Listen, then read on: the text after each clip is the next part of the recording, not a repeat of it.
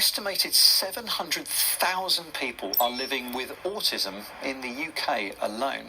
Across the world, more and more people are being diagnosed with the condition. April the 2nd is World Autism Awareness Day, which aims to help us all to understand more about the challenges faced by people with autism on a daily basis. High levels of anxiety are one of the most common difficulties faced by people on the spectrum. And Paul Carter has been looking at some of the technologies which aim to help manage the stress levels. The situations that can kind of make me really anxious is almost every time I leave the house, because then it leaves my control. I don't really know what's going to happen beyond that. Being in a big crowd of noisy people can just make my whole brain just shut down. I get anxious in social situations when there's a group conversation. I feel anxious when meeting new people. The autistic people I've been speaking to have developed their own coping mechanisms. Anxiety is a huge part of being autistic, and a way around this for many people writing lists. Little things like you'll see me doing something called stimming, where you'll see my hands start to fidget, and it's just to try and regulate your energy a bit. Personal coping strategies aside, the role of technology is something academics are increasingly looking into. Technology in various forms can help autistic people understand their emotions, self-regulate, and seek help. And one of these examples is the early stage work being carried out by digital education researcher Nigel Newbert at the University of the West of England. He's looking at how VR can reduce anxiety in teenagers by teaching them practical tasks.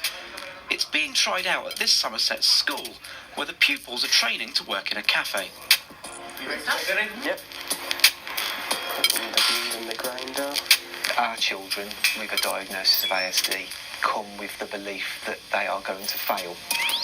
The actual skill of making the coffee was the easiest thing to teach them, so that's why the VR came in. And actually what I can concentrate while I'm in the cafe today is saying hello to someone. They can concentrate on the social side as opposed to the actual skill side of the job. It will help me overcome new places. When I go in, it's just me, there's no one else. It'll help me with fear of messing up, and it'll help me to know that that's okay, you can do that.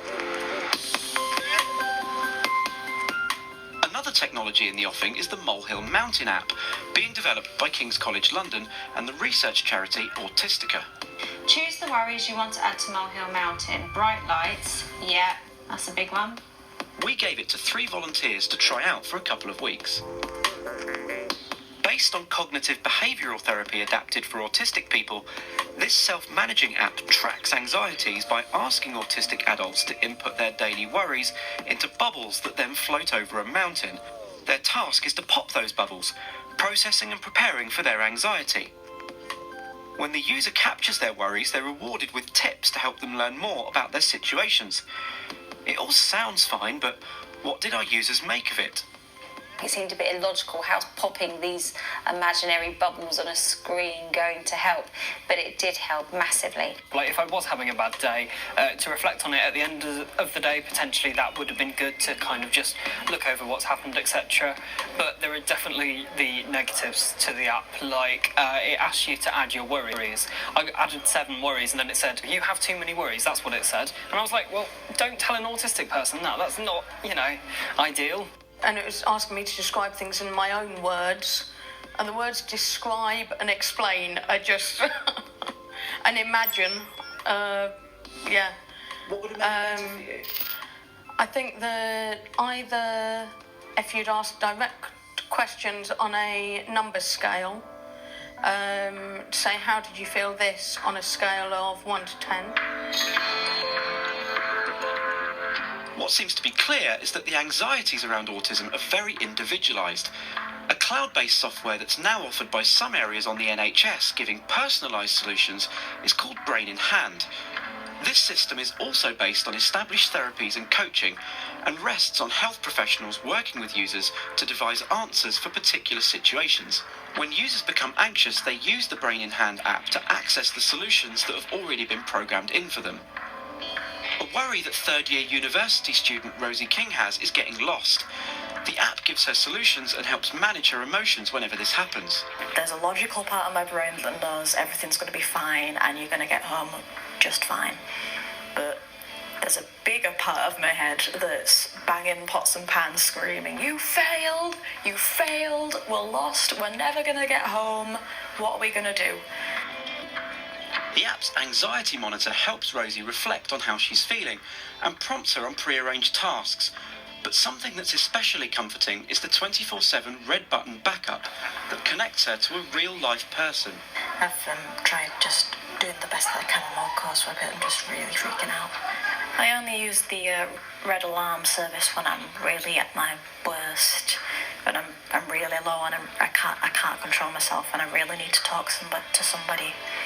And that somebody is always there, and that just feels great for somebody in my situation. While all of the technologies we've looked at can be beneficial for people on the spectrum, not least because they've had input from autistic people, there are more and more becoming available all the time. The beta project that's launching later this year is gathering a database of what's out there, including technologies to help tackle anxieties. There are technologies that target the general population and can be used by autistic people.